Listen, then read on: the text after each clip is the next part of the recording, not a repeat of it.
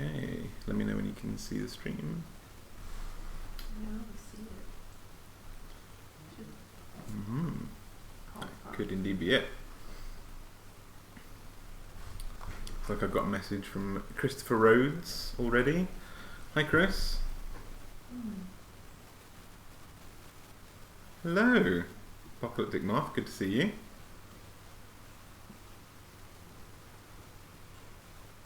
You send me a link? I can't, unfortunately. Actually, I might be able to. 1 second. I can see it on the phone, but not on my computer. If people had not guessed, I'm still pretty new to all of this. Hi, guys. Oh, yeah, got it. We can see this video. Nice one. Do you still need a link? No, all good. All good. Okay. Hello. Hello, everybody. Can you all hear me okay, or am I a bit quiet? Just let me know if I need to speak up. I'm still obviously very new to live streaming and things like that. I've done this for a few patrons in the past, but it seems very, very fitting now that we're all locked indoors and have to sort of stay inside and generally be very isolated creatures, that we should join together as a bit more of a community and hang out, basically. So I thought that would be kind of nice if we connected a bit more. Okay, looks like everyone can hear you. Lovely stuff. Are you alright to be on camera for a second? Is that cool? Yeah, you might want to put that light out actually. Yeah, you want to put this one out? Is that going to be really dark? It takes a wee minute for that to catch up. Okay. Let's see. It just looks a bit glary. That's fair. No worries. Eventually that'll show Wow, up. there's quite a delay on this. There is a real delay on that. I was not aware of that.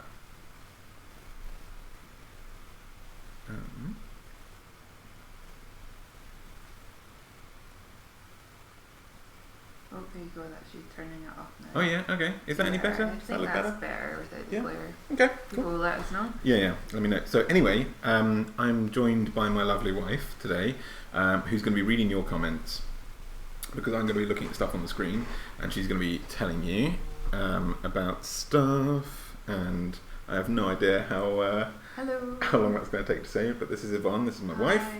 Hopefully you can understand me, understand my accent. Oh yeah, I forgot, like Scottish people in the States at least always get subtitles. Oh, so apparently there's intentionally a 10-second delay. I guess that's in case you do something. That's fair. Terrible. I am, yeah, that's my on-screen personality should not be someone who swears in front of children, but obviously I'm, that could happen. Yeah, and someone has taken your awful advice and watched Star Crash. Yay! Oh, that's Yorick. Yorick is one of my Yorick's one of my patrons, and we talk quite frequently about terrible, terrible films that we have both watched. Okay. And Star Crash, if anyone really wants to watch a terrible film, Star Crash is 100%. He says it you was should look at. just as gloriously stupid as you said it would be. Perfect. I'm so glad I've ruined one of your days, Yorick, with that. But anyway, yeah, like I say, we're all locked in. We all have to stay indoors. The UK is basically in a state of ultra panic, and I like to chill out. So I think we should get some world building done. And while everyone just sort of like joins in to the comment section, basically, I'm really bad at formulating my thoughts. If you hadn't guessed, one of the reasons why I edit my videos so much is because I have ADHD and I find it very hard to keep track on one thing at a time. But I will do my best. Earlier on today, I put up a message on Instagram and on YouTube and stuff like that about this live stream, where I asked what you guys would like to see in a live stream, because with us all being locked inside and potentially getting a bit stir crazy and a little bit lonesome, I thought I could do this quite regularly. I could do some like drawing tutorials or things that people have asked for quite a lot. It'd be much easier to kind of like talk to you guys in the comments and hear what you actually want to see. And I put a few suggestions of topics to talk about on a live stream, because again, I'm kind of new to this. I don't really know absolutely what I'm doing. And one of the things, like by far and away, on all of the different platforms that I posted a request of, like what would you guys like to see, fairly universally everyone wanted to do some world building with me. and specifically do some world building on my own homebrew campaign world. And it's no secret that basically every single D&D session that I run as a DM, I'm a forever DM, but I volunteer for that. I think being a DM is the best role to be.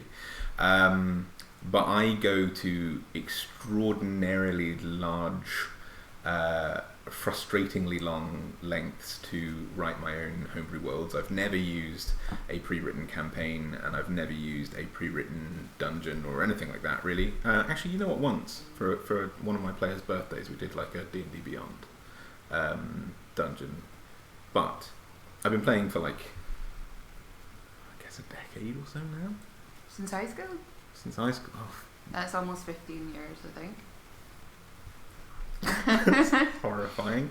Yeah, a while. I've been playing for a while, and the whole time I've been a DM, I've never written, never used a source book really, because that's the main fun for me is inventing everything and doing all this world building and lore.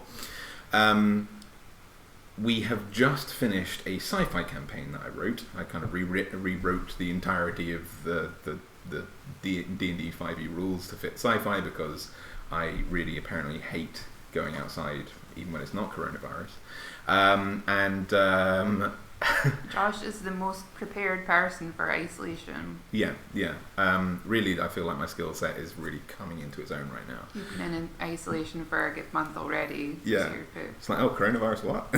Like, what's this going to change about my life? Except for having to have more toilet paper. Aside from dog walks and going out to other people's homes to play D&D, that's about it. But yeah, we just finished our sci-fi campaign, just rounded that off. It was really, really nice, and I have been for ages wanting to go back to the my kind of passion project, I guess, which is a kind of steampunk-inspired D&D fantasy setting. I've probably been building that world in my head for like 10 years or something like that. We've played one campaign in it, which was really, really lovely. And that lasted for about 2 or 3 years, and my group are going to be going back into that world now with fresh eyes and a few years more D&D under our belts, and so I'm kind of rewriting things, reflavouring things, and also the events of my previous campaign have impacted how this world lore has kind of taken place. So I thought what I could do is I can read for you guys what I have come up with, what the kind of gist of my world's lore is, because I obviously write this into a massive, expansive lore bible, which is the bane of my players' lives because I just get very, very obsessed with it. And while I'm doing that, Yvonne can keep an eye on some of your questions and some of your ideas, and when I'm done having a little read, or if you guys have any questions that she thinks are kind of poignant while I'm reading, at some point we can kind of just build some stuff together, have a bit of fun, because there's bound to be some stuff that you guys want me to expand on. I think it would be a good idea to explore a little bit more, or some stuff that I've just not covered at all, and you guys think like, oh my god, Josh, you spent like 10 years making this thing, how have you not thought of how many nose hairs gnomes have, or something like that? It's vital to how gnomes operate, that, I don't know, something like that. So she'll keep an eye on that kind of stuff. I'll do a little bit of reading while you guys think about some questions or some ideas for what we can build together today, because you're in this as much as I am. So let's make some stuff. Before we get started, has anyone sort of asked anything or said anything before? Okay, so there's just a little bit of chat going on about creating your own campaigns and speculation that you're never really finished with a homebrew campaign. Yeah, that's fair. Grizzly is in isolation with his cat, or her cat, his cat, and Paige Whitney is working on her own homebrew campaign as well. So good sweet. luck, Whitney, Paige, with that. Gnome Oh, that's hard to say. Gnome nose hairs are a crucial spell casting ingredient. Yeah, of course. So obviously you do need to know exactly how many nose hairs each gnome has. I want whoever wrote that to come up with exactly what spell that nose hair is used for. Okay. Like, how common is it? Is it like something that they're going to be using for like magic missile, in which case everybody needs like a huge stock of gnome nose hairs, or what? Well, I believe that's Sam from World Forge. Oh, Sam. So it's the right person for that. Sam. Yeah, okay, no. If you guys have listened to the World Forge podcast, I've been on a couple of times now, which is I'm been very, very lucky to go on a few times, and they know the full extent of my gnome hatred. So go and check out their podcast, and specifically the episodes that I was on where I talk about my hatred for gnomes. E.S. Laval says, saying gnome nose hairs is the verbal component, so obviously I'm going to have trouble with that spell. Yeah.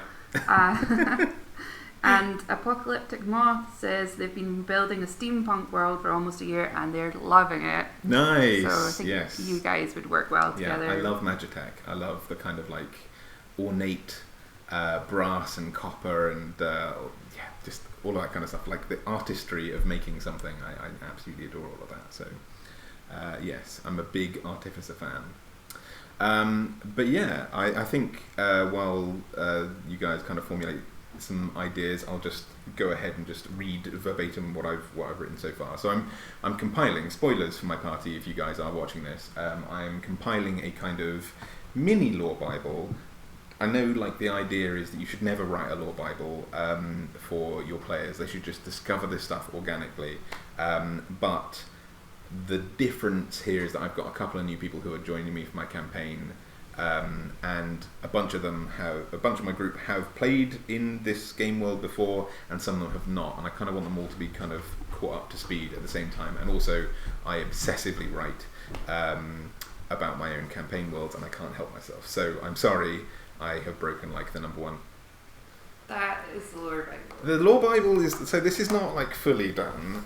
This is just like, this is actually just me compiling stuff that I think my players will find useful. So I've given each of them, or I'm planning to give each of them one of these that has like, maps of my world, and then like I've scanned in all of Xanathar's guide pretty much, and all of the things that I've backed on Kickstarter, and subclasses and things, and unearthed arcanas and all this kind of stuff, and it's all laminated as well because like 2 of my players have babies, and I think child vomit and D&D materials don't mix very well, so making sure that is wiped clean is a good idea. But yeah, this is all going to go in there for them. So Mac says hello. He said it's been 2 years, but how's it going? Oh, nice. Jurassic Show says, in my world, red pointed hats are a symbol of enslavement in gnome culture, which I think is a cool detail. That's a really good idea. Yorick is good at this kind of Yorick. stuff. You should listen. Like, I will show you some of Yorick's giant lore because he's a giant obsessed, and he goes into a lot of depth. But yes, I like the fact that he could go into like diminutive person lore as well. So. Was it Yorick that preempted coronavirus in game? It was Yorick, yeah. So I'm going to do a video pretty soon. Yorick, for Christmas, got me a like contagions and viruses and poisons as like this little booklet to put in my game, which you were very excited about, until you realised like you're a player in that world, and I'm going to have to suffer through that. But seems very poignant now to talk about that while COVID-19 is happening. So I'm just writing a script for that at the moment, and that'll go up on one of my Fridays coming up. So people are remembering your gnome bludgeoning on the World Forge podcast. Yeah, wow. The podcast. I almost got that out there. It's all right. World Forge podcast. This is the downside of being live, rather than getting like the number of times I have to make takes where I've tripped over my own words and just have to like clip that in. I've been in isolation, guys. I've had only Josh and 2 dogs to talk to. So. Yeah. And the dogs are better conversationalists. But yeah, I'll get. E.S. Laval says that they would like to be a gnome in one of your campaigns, but I don't think they realise how painful that would be to play, because your gnome hatred extends to in-game results for the player, right? I will be kind to players who play gnomes. Have you got the warning that you put in? Yeah, okay, so I've written a specific warning in... So basically, gnomes weren't in my campaign world because I hate gnomes so much. And then we played a D&D campaign where that was DM'd by one of the other people in my group because I needed a bit of a break.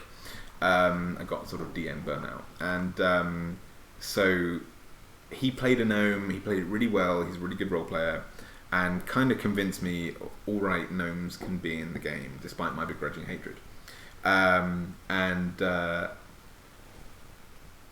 Yeah, so people can definitely play gnomes in my campaign, but they have to be really careful, because I despise a certain type of gameplay. It doesn't gel with me at all, and I can't help but be an awful DM to people who cross that line, in my opinion. So now that the gnome expansion has been unlocked in my campaign world, basically, I've put a little warning in my little booklet for all my players, in a side note titled "Unending Hatred of Gnomes." You've got a question. It's just to say that Mary DeYoung says hello. Oh, nice, Mary. Hello. And Arthur Bonner says thank you for all your awesome work. Oh, that's very sweet. Lovely. Thank you very much. And E.S. Laval wants to know why the gnome hatred, so I think you're just about to... Yeah, I'm just about to go into that. Don't worry, I'm sure there are lovely gnome players out there, and I'm sure, I've had it demonstrated to me that one of my own players can be an awesome gnome character, but this is what they read, so they know. I wonder if now, in the midst of my gnome hatred when I was writing this, if this is going to be harsh or not, but we'll see. So, unending hatred of gnomes. Those of you who are new to playing with me may be unaware of how much I despise gnomes, so I feel that it's only fair that I forewarn you that if you choose to play a gnome, I will do my best not to murder and humiliate your character, but I can't promise anything.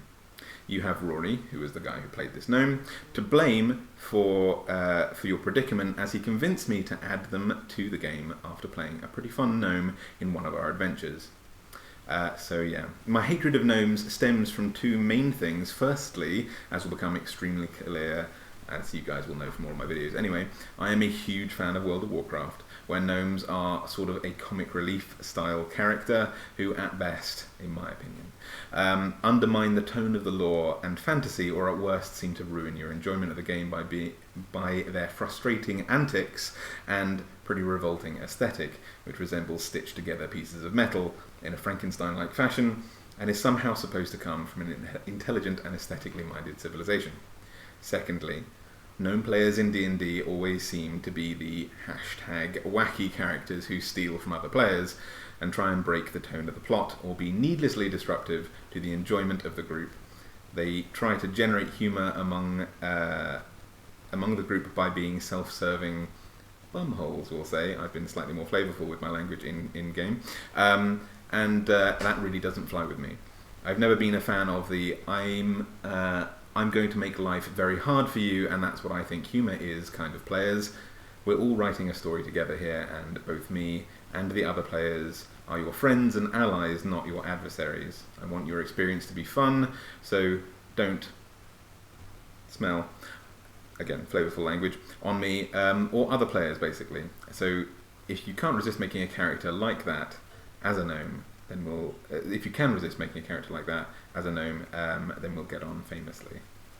So yeah, basically, I've had some bad experience with gnome players who always tend to be the kind of, I'm going to steal the magic item out of somebody else's pocket type of character, which I can't stand. E.S. Laval says that is kobold players, in her opinion, that you're describing. There's always one. There is always a type. I'm glad I'm not alone in this general hatred. Why is it always the small characters? I feel like I've seen a few goblin players like that as well, but usually, kobolds, I could definitely see that. So Mary DeYoung is looking for some advice. What would you say to someone playing a nightmare? I know that you've recently done a video. Have you released that? I've not released my nightmare video, but that is coming out soon. Yeah. I can't say much, but there is a nightmare video coming your way soon.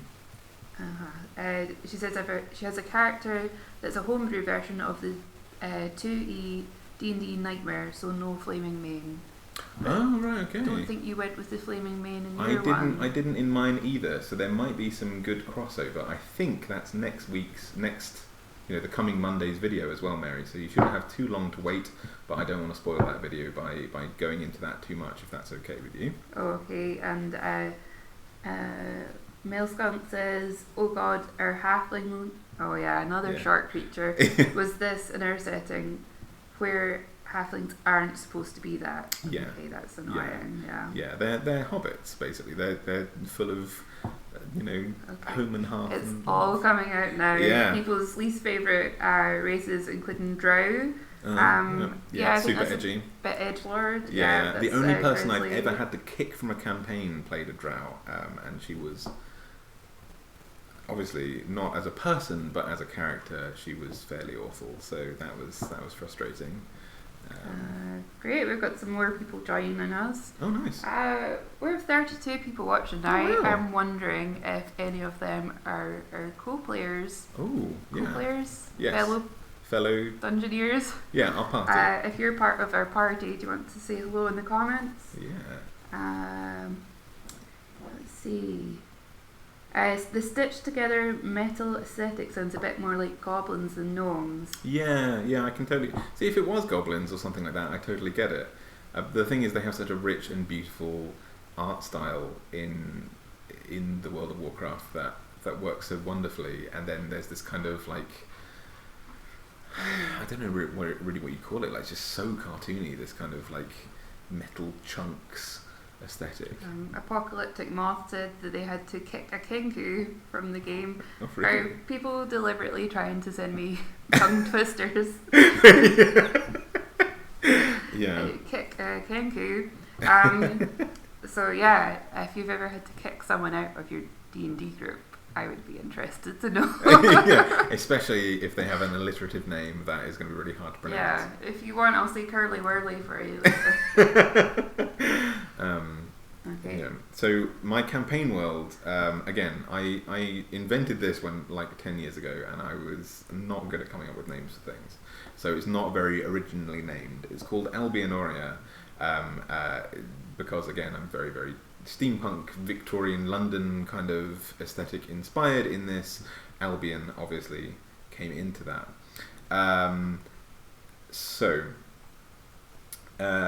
My kind of forward here, I say, welcome adventurers to the world of Albionoria, a divided land of factions and nations, and ultimately a world at war. In the heart of this planet rests the nation of Avalon, home to the great Avalonian Empire, whose banners are staked in the ground and draped over the castles of many countries across the globe, all swearing loyalty and service to the current king, William Costigan, head of the House of Costigan. Avalon is a prosperous nation, inflated with riches and a matching ego, where steam and magical technology have made life for the wealthy easy, but only widened the class divide into a gaping chasm of inequality. It is here that our adventure begins. I then go on to mention that in the following segments that go on after here, I intend to share with you only the lore and knowledge that I feel will prepare you for adventuring in this homebrew world of my own creation. I do go into a little bit more depth than that, actually. I'll only provide knowledge that almost all citizens of Albionoria might know, and anything beyond common knowledge will be left for you to discover. If you gain certain proficiencies and so on and so forth, then I give my players additional lore, because I like to, for example, if someone takes survival, then I kind of take that as a kind of almost like monster hunting proficiency, so they might know, in my campaign world I like to do things like fey creatures can't stand the touch of iron, for example, so if you use an iron sword that might do additional damage to a fey creature like an elf, or something more connected to the fey. What were the other examples? Like steel, silver, that's what it was. Silver has a similar sort of effect on undead and demons and stuff like that. So, if people take certain proficiencies, I like to provide them with additional lore that they don't have to make a check, but just seems to fit my world. I then talk a little bit about the history of Albionoria, and I say a little bit, I mean a lot. I kind of set this into 1, 2, 3, set this into kind of like 5 different little ages, if that makes sense, without giving a sort of fixed time frame, as it were. I start off with my cosmogony, kind of like how the world was, well, not exactly how it was created, but sort of like the first beginnings of life on there. And I don't really use any of the traditional D&D gods or anything like that.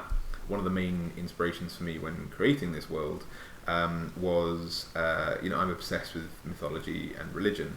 I'm not religious at all, but I really like all these stories and I like all these different ideas from different cultures. And importantly, I liked how different religions are used by different people in different ways.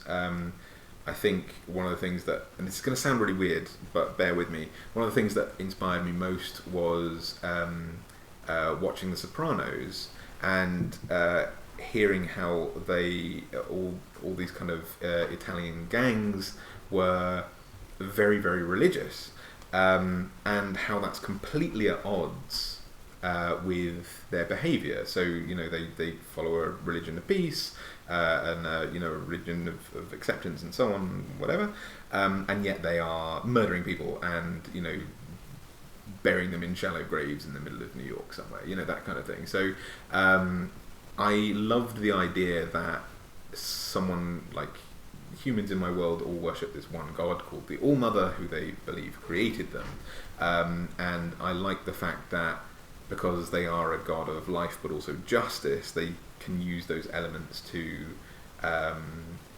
twist these teachings into whatever kind of belief they want to be. So in my world, I'm quite happy for you to be like a lawful evil paladin who still draws upon the energy or power or miracles of this deity, because you are using these tools to fit your life. You might be very, very religious and respectful in other regards, but you can still somehow justify like a crusade or like again these mafia people who are doing hideous crimes, but still go home and will say grace or whatever practice they do.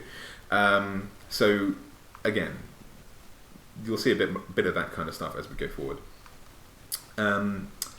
We've got Fish listening, who nice. created the new theme tune. Fish was my GM in, pretty much my GM in World of Warcraft, and he created the theme tune for the Arcane Forge. So welcome, Fish. Thank you very much for joining us. Group 603 says, I also wanted to incorporate the iron being harmful to fey creatures, but how would that work with red caps?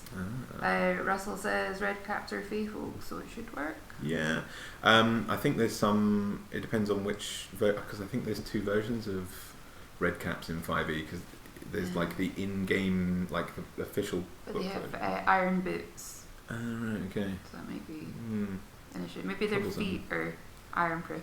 Yeah, maybe their feet are, or maybe maybe it's also like I think George R.R. Martin or someone has. Oh no, maybe it's Patrick Rothfuss has like cold iron and iron, like like raw iron versus tempered iron are somehow different. So it could be that kind of thing.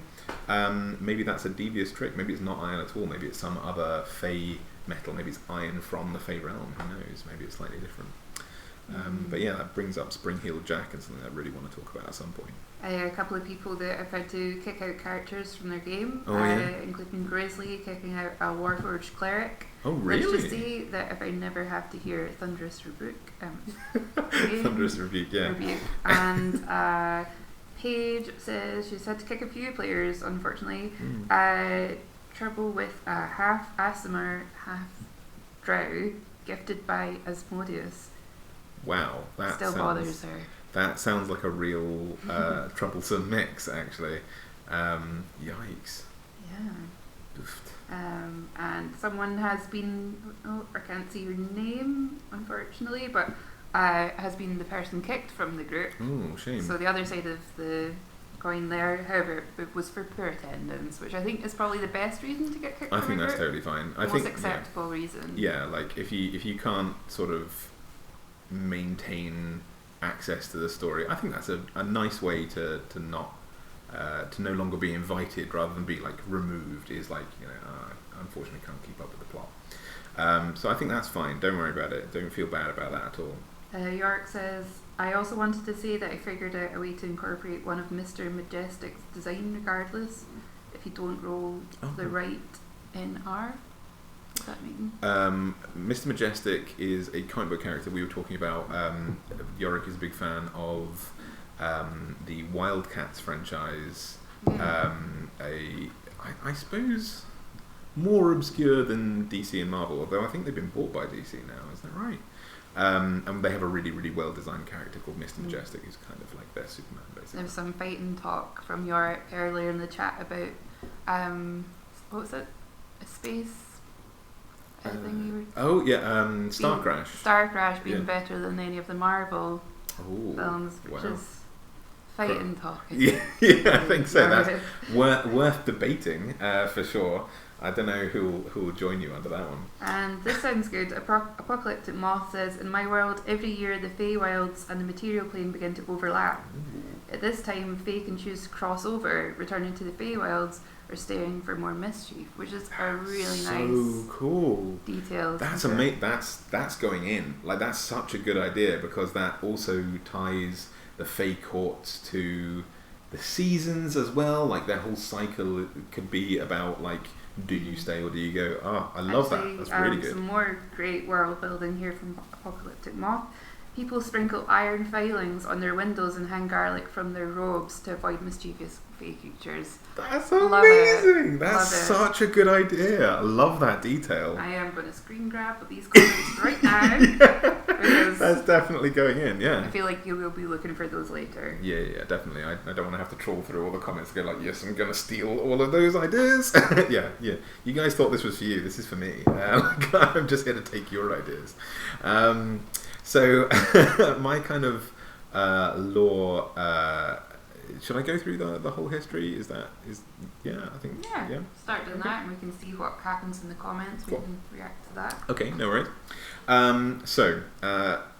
In a sort of chapter, I guess, titled The History of Albion, I say, with so many different nations and cultures across the world, all with different cosmogonies, religions and accounts of early life on this planet, it can be quite hard to pin down precise facts. But we can sew together something of a cohesive narrative by looking at where various legends overlap. The first stage is called the Primordial Age. It's generally understood that early life on the planet was allowed to evolve at its own natural rhythm, under the watchful eyes of a god, or perhaps several gods, depending on who you ask. The nature, number and existence of gods varies wildly from culture to culture and causes an enormous amount of strife between different species. However different cultures choose to explain the emergence of life on the planet, it is believed that the oldest creatures, those created or evolving first, were the dragons, the giants and the angels, almost simultaneously. The giants were constructed to be caretakers of the world, to enforce natural order and to prevent anything from harming life as it developed on Albionoria. The dragons were tamers of the wild elements of the world, with a greater eye for beauty and power. They were supposed to catalogue the development of life and ensure its survival. Angels were formed to be the messengers of the gods and enforcers of the will of the divine. A third party to solve disputes if ever they should arise, or rather when they would arise. Much to the disappointment of the gods, the giants and dragons could not see eye to eye on creation. The giants wished to rigidly maintain Albionoria exactly as it was created to the letter, and refused to allow it to change, and thus for life to evolve. The dragons believed that the natural processes of reality were essential, that strife and conflict, destruction and so on brought strength, adaptation and change. Over the centuries, the dragons and giants would war over this dispute, leaving life largely unprotected from the influence of ancient evils, whose nature and descriptions have largely been lost to time, although some refer to these things as old gods, elder things, or the old ones. Cool. I'll just catch you up on some comments there. Cool. Let me see. Yorick says, in my world, the Feywilds are kind of in my world the Feywild are kind of interconnected interdimensional magic fallout zones. Oh, which that's sounds pretty cool. Sounds very nice. Gluttony, I love that one of the 7 deadly sins is talking directly to us, our favourite one as well. Yeah, exactly. I have a geographical map I've been spending a long time working on, if you still need one, or inspiration for a design. Nice. It's lovely viewing this. Oh. Yes, Laval said the conceit of my world is that the stars can send you mad. Ooh. Well, that's a cool idea. Yeah, that's pretty cool. Paige Whitney says, in my world, the Three Dragons anti-card game. Three Dragons Am I got that right? Anti-card game actually has dragons sealed within them. Well, that's pretty cool. The world campaign is based around releasing them. Each card is also its own magic item with special traits. Ooh, okay. No, right. So the three dragons is like maybe your title for the game world. Is that right? Oh, okay. Maybe. Either way, that's a very, very cool idea. I like the kind of Infinity Stone-ish. Kind of. I like that idea. There is actually a guide for the 3 dragons that I use. It can be found on D&D Wiki. Oh, the one that has all the homebrew stuff. I've adjusted the story they have for her own story. Awesome idea. Thank you very much. Apocalyptic Moth is continuing on, I think, from his previous comment. The month leading up to this is known as Fayvale. Nice. The festival warding these spirits happens one day a year and is known as the Tearing of the Fayvale. Very nice. I'm thieving some of this. Yeah. This is so cool. The festivities involve ringing silver bells as well as parading burning herbs through the streets. Lovely. I really like this idea. Yeah. This is very, very Sorry cool. for my reading, guys. The text on this is tiny. I don't know how to make it. I've got my face like an inch from the screen reading this. Joshua Hosmer says, in my world, the Fey world starts mingling on the Orphan's Moon. A moonless night when only bandits are walking about the ghostly light of their hand of glory. Sounds very Purge-like. I kind of like that, like magic Purge. Apocalyptic Moth says, take as much as you want. I think Thank you. I will be, happening. yes, 100%. I obviously will tell all of my players that these ideas were yours, because they are. Okay, so Paige just came back. 3 Dragons Ante, A-N-T-E. Am I saying that right? Ante? Yeah, I think so. Is a game that is actually... I don't know. it's actually built into the D&D game. Oh, right, okay. You can get a physical set of the card game, which, thank you, that's Josh's next birthday present. Yeah, I turned 30 in May. Like, you just made my wife's whole year with that, I think. Sam says, a world I have has aboliths as the creators of the world, and over time land masses formed and aboliths made giants to explore the land, only for the giants to rebel against the aboliths and create man. That's so cool. That's pretty nice. Really like that idea, and makes a really tasty world building. Yeah, that's also real dark. I like very kind of like Cthulhu-ish, very H.P. Lovecraft origins to the world there. I like that a lot. So the music that you're hearing right now is our washing machine is just letting us know that it's finished, and we set it to make some cute music because I like BB-8 and I wanted all my machines to talk to me throughout the house. Okay, so Sam has come back. The giants learn a way to permakill aboliths only for a few to escape to the water plane. The giants become gods to wait for the aboleth to return. That's really cool. I believe you've done a video on aboleth. I have indeed, and I've done a little bit about giants. I've talked about frost giants before, so there's kind of like a mingling of ideas there. Definitely check those 2 out if you don't know what. Who was saying that? Sorry, Sam.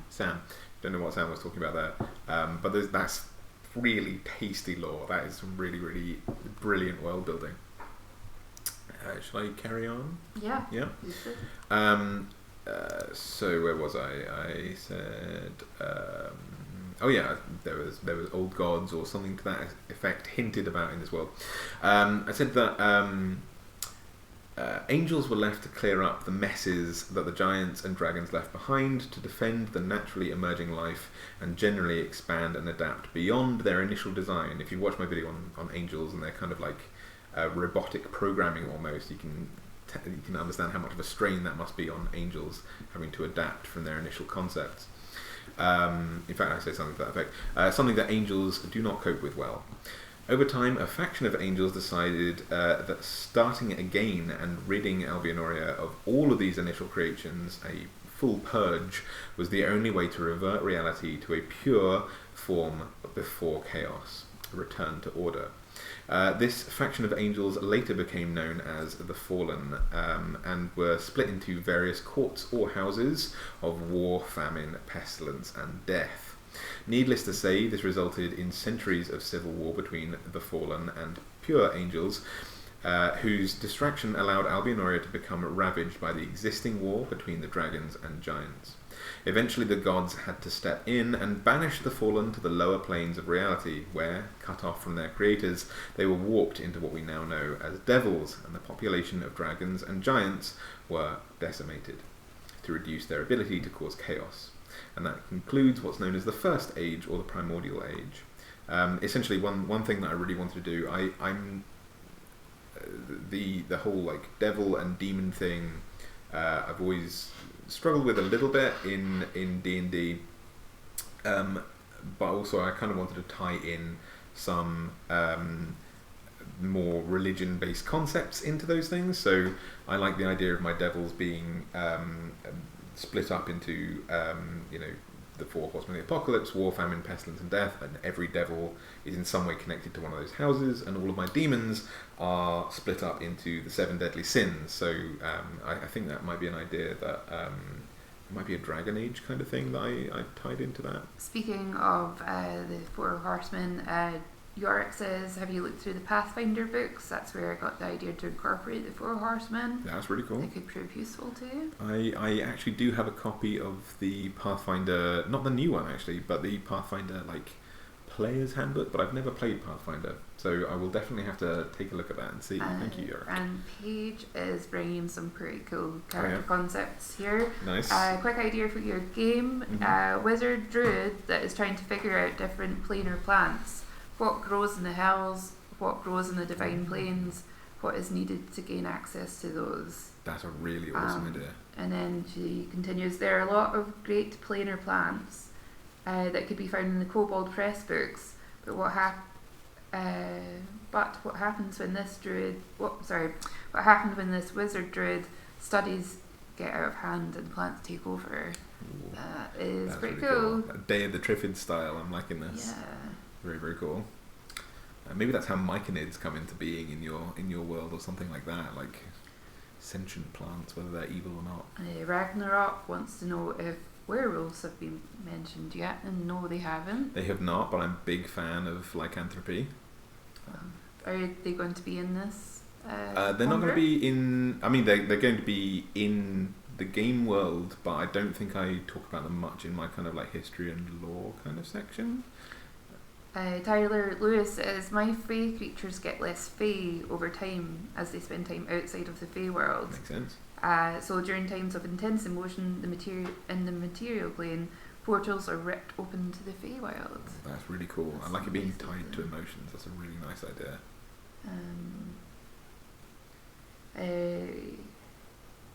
Ragnarok says, in my D&D, the dragon and the giants war broke up the ancient behemoth Tarask. Oh, nice. Cool. With the Tarask, most of the races were worst west, so human, elves, dwarves, orcs, and glyphs, and a few more.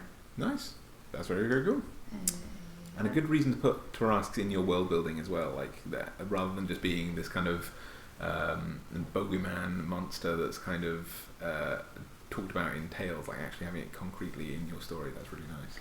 Zombie Toothache continues on from that with after the Tarask has been petrified and defeated, but the question is raised if it had offspring.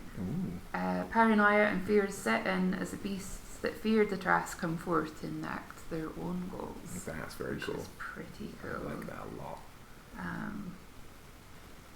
Okay, Gluttony is asking, where do the origins of demons come from?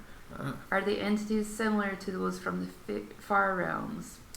So I talk about that pretty soon in this lore. in that they are created by.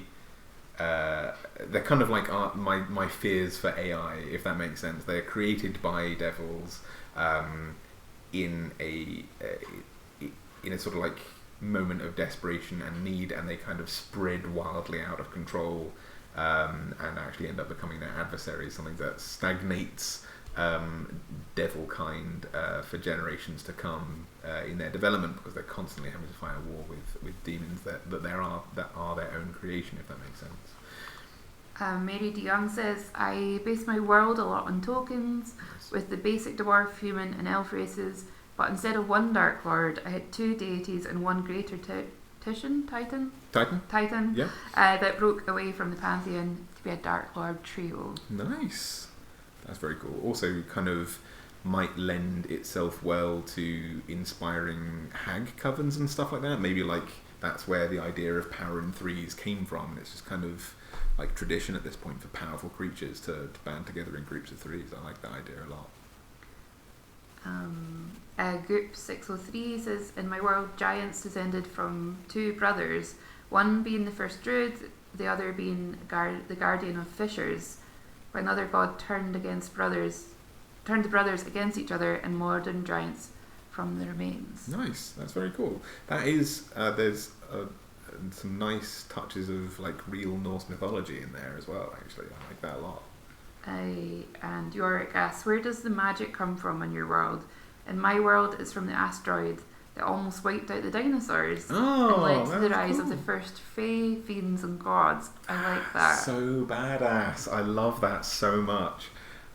So it's in my world, it's kind of a primordial force, and people are drawing on the energy between realms, if that makes sense. So again, I don't want to give too much away to my players, so if my players are watching, obviously, I mean, my wife is here and she's one of my players, so she's bound to hear this, but I'm hoping that your memory will be short of this. But I was really inspired by, I'm trying to think of the name of the book. I think it's called Thieves' Magic, or something like that, combined with The Rivers of London. Two sets of books I really, really highly recommend watching. That's just the kettle going, by the way. We're going to have, we're British, we're going to have cups of tea.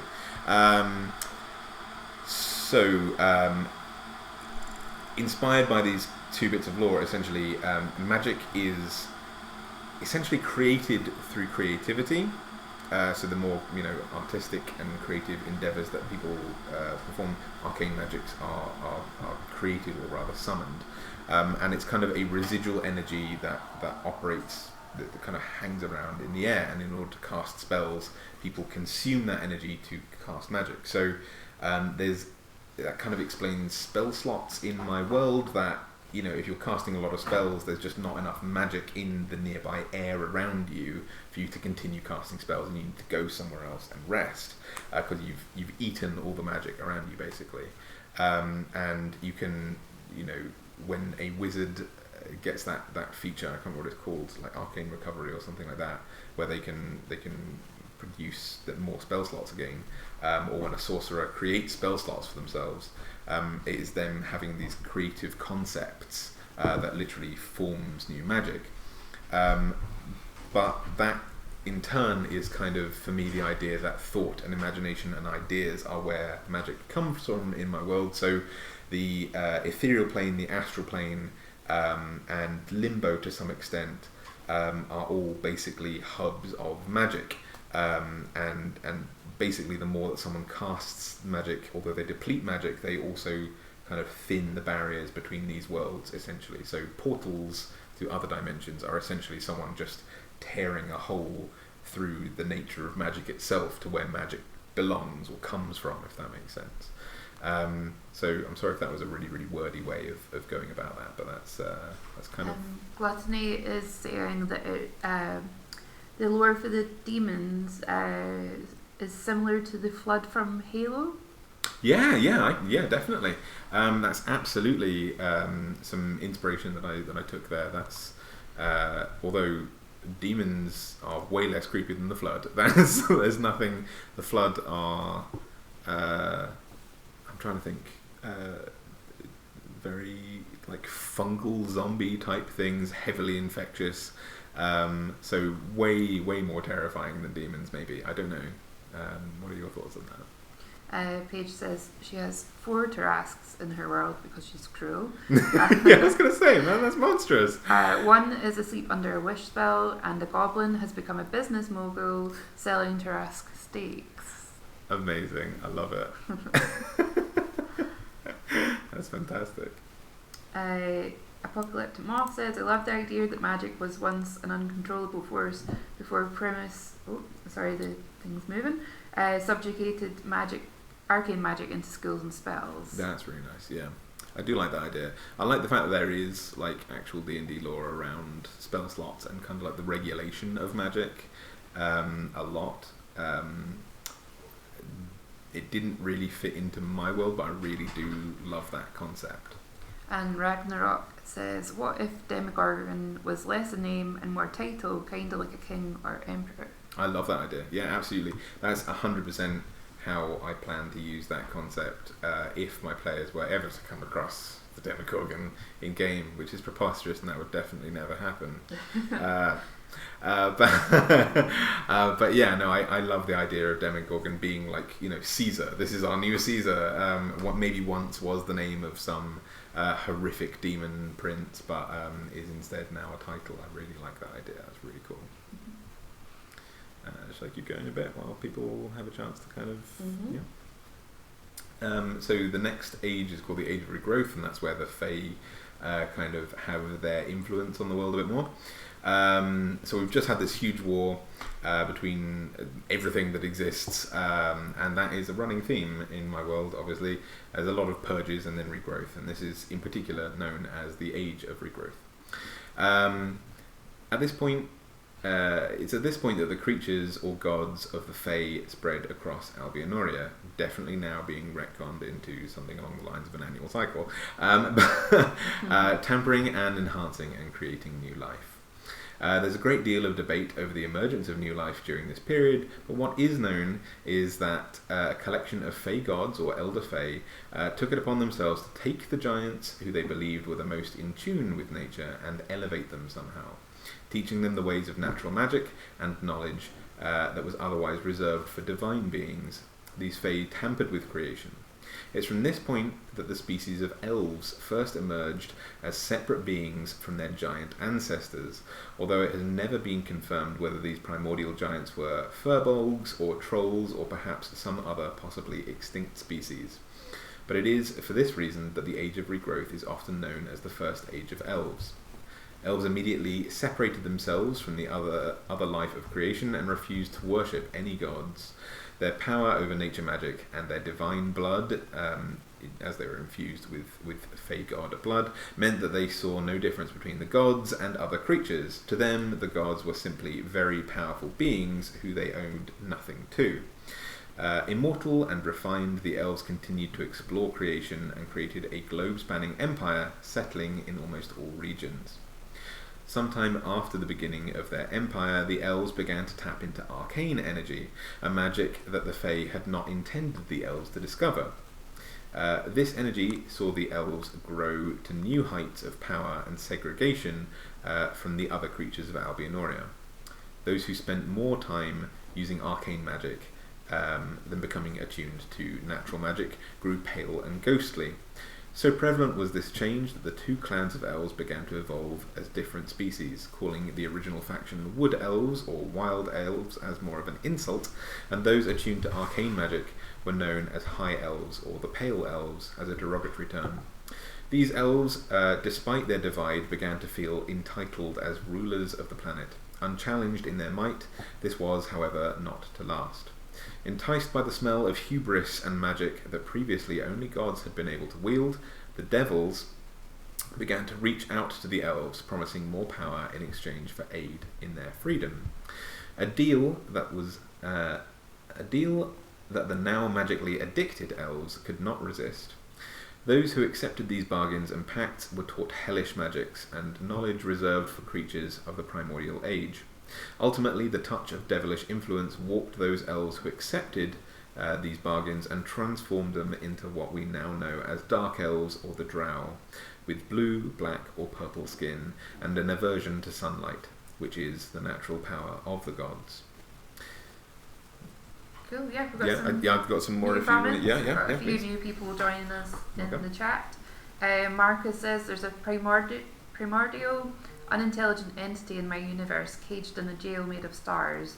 He dreams of the universe and the gods by doing so give them existence. That's amazing. The gods know this and they don't want it to wake up. Very His cool. nightmares spawn demons. Gods kill these fiends with fear that they may wake up the stupid dreamer. That's really cool. That's very Lovecraft. There is a like Lovecraft a lot. deity that does the same sort of thing, like we are in its dream, and if it ever wakes up, all of existence goes away. I love that kind of idea of just, that's the most Lovecraftian expression to me of helplessness. I think that's fantastic. Great world building. Zombie Toothache has a good way to keep things simple in your timeline.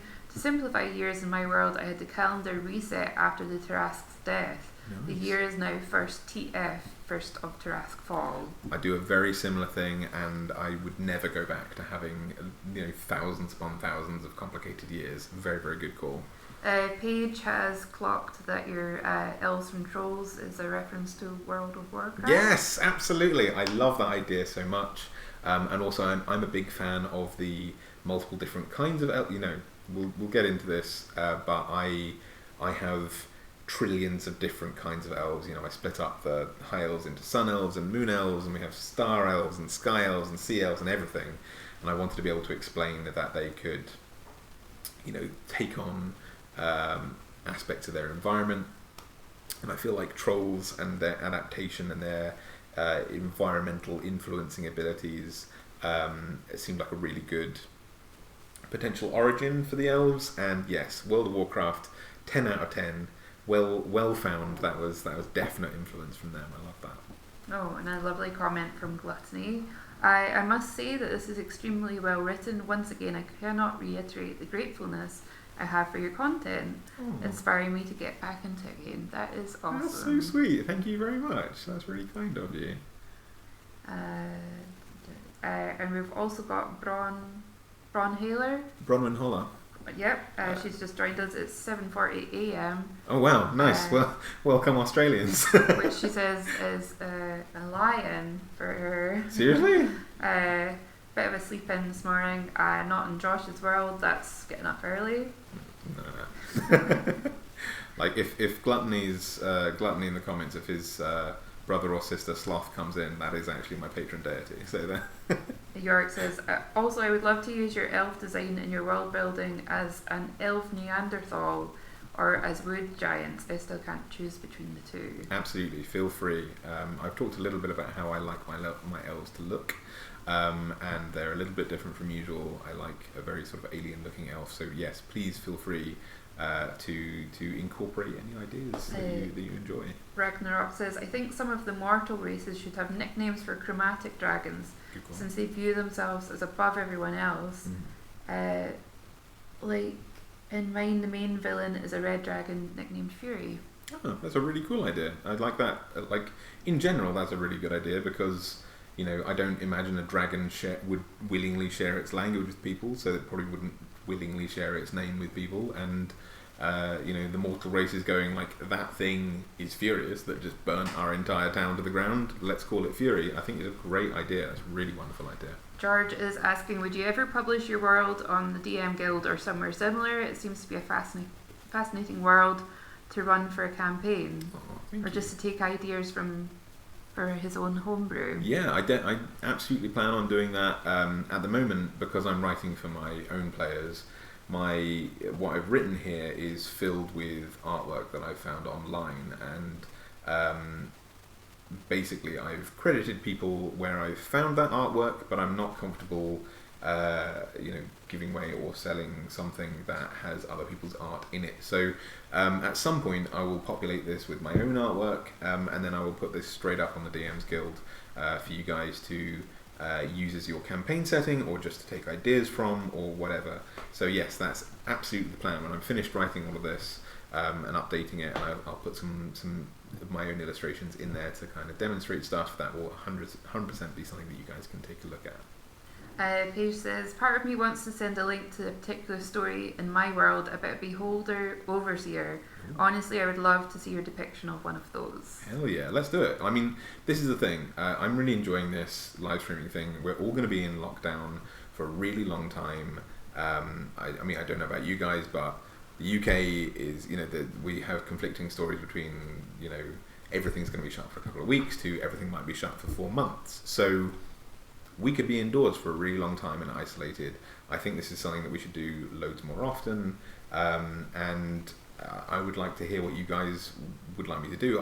I've done a Beholder Monster Monday, but that doesn't mean that I can draw more Beholders or revisit older Monster Mondays and do some new kind of concepts and things like that in other live streams. If you guys would be interested in that, I certainly would. So yeah, please send over some lore and your ideas. My email address is info.arcaneforge@gmail.com, which if you don't find that, you can find that on my website. It's also on my YouTube page, all this kind of stuff. Bronwyn says that she is trying to write a campaign while the kids and herself are in social distancing mods. Nice. It's a good time to do it. It would be nice to hear from people where they are in the world and what kind of isolation they're being advised for. It seems like the UK is quite behind in their advice. We are pretty useless as it turns out. People are working very, very hard, but we have, obviously, we're not a political channel or anything like that. But Boris Johnson is our joke prime minister, so we're dealing with some interesting decision making on his part. But we'll leave it there. The comments are moving pretty quickly. Apocalyptic Moth, what are the gem dragons like in your world? They're official for 5e now. Are they official for 5e? I know they're in Matthew Coville's book, and I have started painting some of those miniatures up. And I have those books, and I love them so much. And you'll like this as well, just to interrupt. No. Zombie Toothache says, I have my players as fictional characters that Akuatoa has created by reading the books that feature them. My players don't know this yet. Oh, that's amazing! That's such a good idea. I love that so much. That's like the whole Beholder dreaming up a player character. Oh, that's brilliant. I love that idea so much. What an absolute, what amazing like bamboozling moment. Like you get to do the whole, it was all a dream, and everyone to go like, but it wasn't your dream, it was the Kurotoa's dream. That's amazing. I love that concept. Bronwyn says a live stream showing the amount of work that goes into Monster Mondays would be great. Sure. There's a lot of work that goes into Monster Monday, actually. I mean, how many days have you got? I can if I spent a week showing you guys what I go through, and then you get a 15-minute video at the end, I think, if you want to. And Paige has a description of her Beholder Overseer. I think a massive tree that can control up to 20 or so beholders, including death tyrants that can control zombies. That's horrific. Yeah. Why have you made something that awful? That's. I mean, as a DM, I love it, but one of my players is here, so I have to kind of pretend to hate it. But that's that's very, very cool. I like that a lot. Definitely send me any lore that you've got on that, and maybe we can draw something in the next couple of days. Ragnarok is up north, and it sucks up here right now. Or is that up north in the north of Scotland? Yeah, is this like us, or? Yeah, are you in Scotland like us, or are you in the north of America, or whereabouts are you? Lucas says, I live in California. I'm just existing at home. School and work are closed. Sam is in Iowa, and it's a mix of people not taking it seriously and people taking it as seriously as they should be. Mm-hmm. Yeah, it's a good mix of that here in Edinburgh. Yeah, for sure. Most of our families are in lockdown. However, I drove out to see a friend today, and the streets were still pretty full of people. Yeah, it's very mixed, because we were told the information by our Prime Minister that it would be a good idea for people to have limited exposure to the virus, and thus sort of regulate the burden on the NHS, which initially sounds like a decent concept. Herd immunity. herd immunity. But the reality is, if no one gets sick, then the virus is going to go away a little bit. So isolation is definitely a smart call. Paige is just saying that she didn't make the Behold Overseer. She's not that messed up. Okay. It's actually a 3.5 monster. Oh, is it right? Okay. Yeah, I totally missed out on 3.5. But I want to explore some more lore from that kind of time period. So thank you for sharing it with me. Jojo says, "Hi-ho, I am in East Germany, Nice. and they're very quickly on the path to shut down every indoor place of gathering. It's also recommended to avoid public transport." Yeah, I was actually in Berlin during the initial outbreak of it, and it was definitely handled better over there. Yeah. Let me see. Bronwyn in Australia has taken her kids out of school based on WHO recommendations. They've also got conflicting information, so yeah, it seems like we're not the only one. Rhode Island works overnight at a hotel. We're very careful since we're almost on the front lines with new people coming in from other nations. Yeah, that's a tricky position to be in, hospitality. Definitely. We've got one of my D&D players has a lot of different jobs and things like that, but one of them is being a tour guide, a job that I used to have as well, and it's an absolutely wonderful job here in Edinburgh.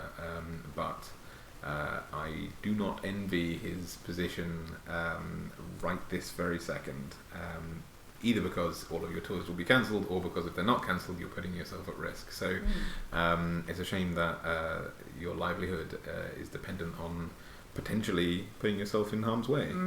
Oh, Ragnarok is from Scotland, about a mile from Glasgow. Oh, no way. Nice. Unfortunately, he's had to cancel his session tomorrow, so he's... That's us today. We were going to have D&D today, but we obviously had to do the same thing. So, fair dues. I feel your pain, brother or sister. Yeah, Jojo's saying there's a lack of toilet paper in Germany. Unfortunately, we seem to be going through we're well stocked personally, but it's like a good bartering tool. Yeah, we have a lot of friends who have a kind of message saying like, oh man, like my brother actually is also lives in Edinburgh, but just on the other side of Edinburgh, and he says all of his supermarkets are out of everything, so we've sent like we've got toilet paper and stuff like that to send to him and things like that. He's in the posh side where people can afford to panic buy. We're in the scummy side, where it's the creative side. We're in the creative side of Edinburgh. Zombie Toothpick says they're in Middle America, surrounded by trees, but unfortunately their mother works at a hospital, so Zombie Toothpick can hope that she stays safe.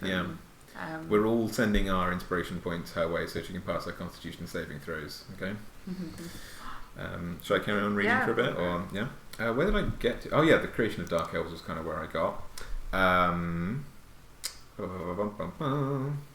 So the Drow were created through High Elves making pacts with devils, basically.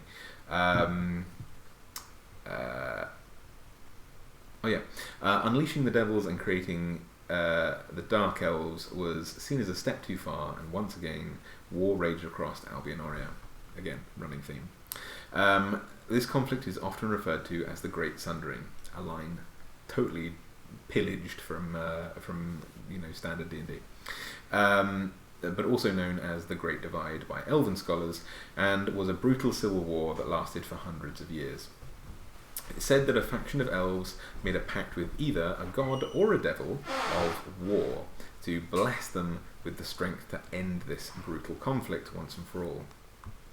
This creature, already saturated with power from years of this civil conflict, saw an opportunity to create their own species of followers, and so agreed to provide its blessing.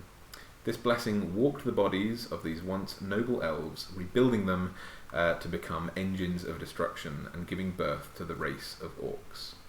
The savage orcs were too overwhelmingly powerful for the divided races of elves, eventually cutting their numbers down to a fraction of their original size. The elves fled to the various corners of Albionoria and hid themselves away in highly defensible cities, reluctantly putting aside their conflicts for the survival of their kind. With less to kill, the orcs dwindled in numbers as they turned on each other, hoping to find entertainment, purpose, or meaning to their now war-driven lives. So again, very much stealing from Tolkien the concept that orcs were once elves, but rather than through torture, they volunteered for this process. There's a lot of lore. I really liked the kind of Elder Scrolls lore when it comes to orcs, and there's some similar lines there. That ends the Age of Regrowth and starts what's called the Age of Heroes. Many centuries pass in the years between the Great Sundering and the Age of Heroes, but it's believed that the Third Age begins with the creation of humankind.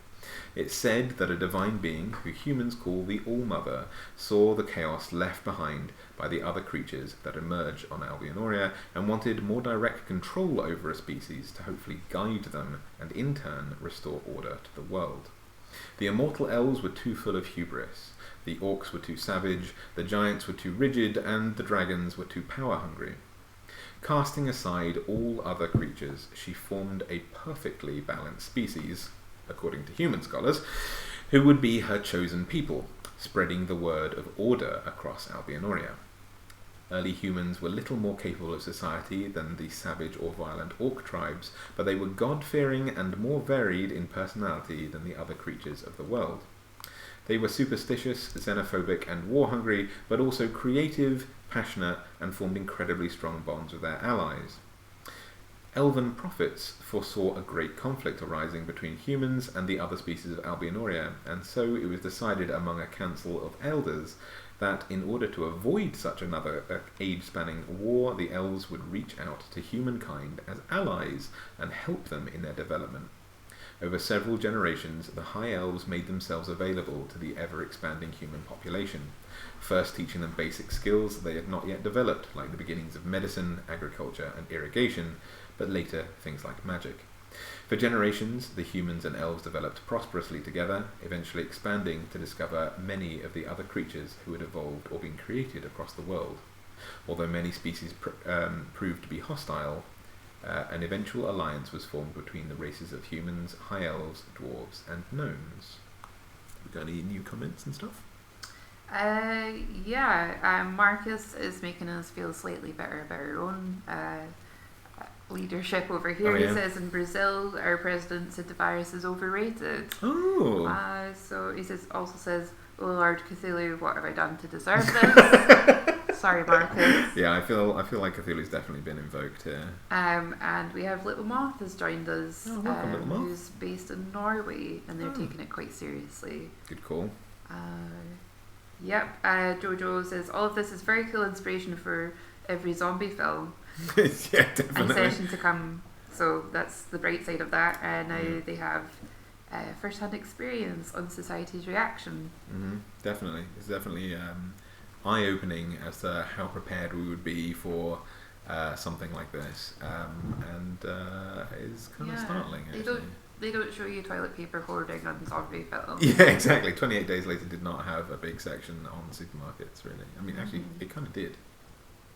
But not like pre-breakout. It was far more joyous. Should I carry on for a bit? Yeah, keep going, yeah. Okay.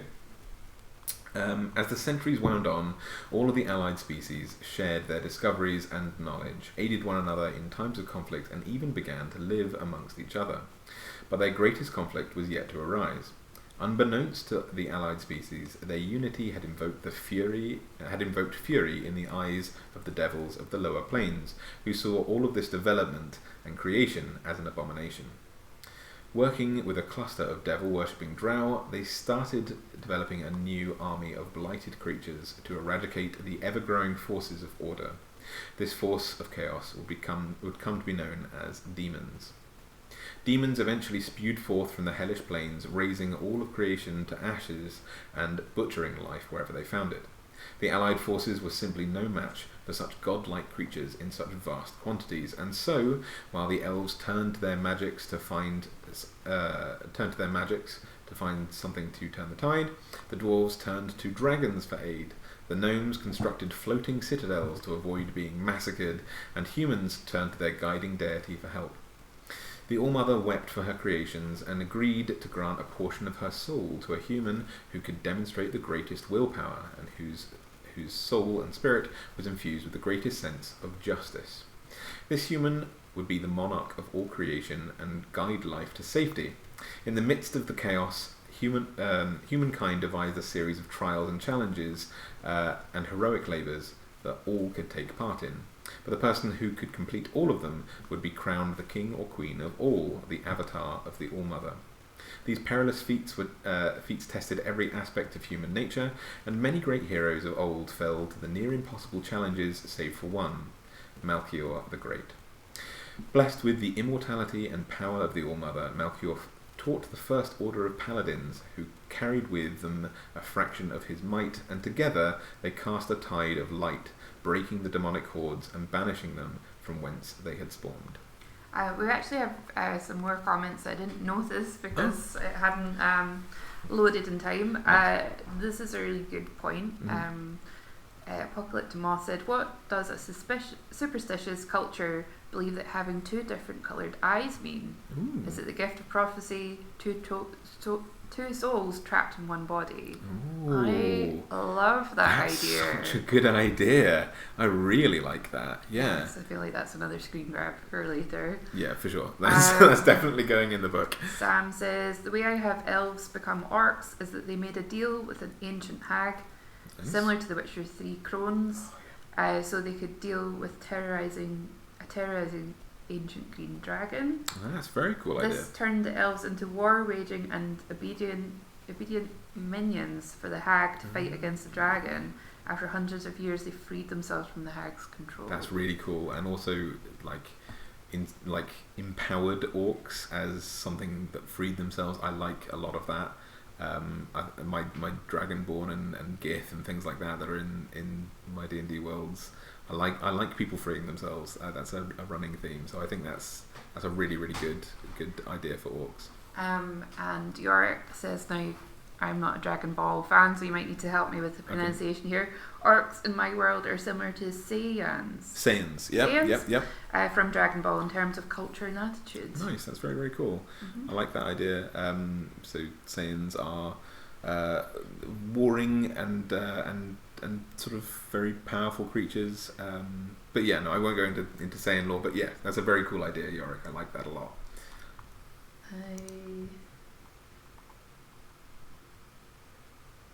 I couldn't remember where I recognised this name from.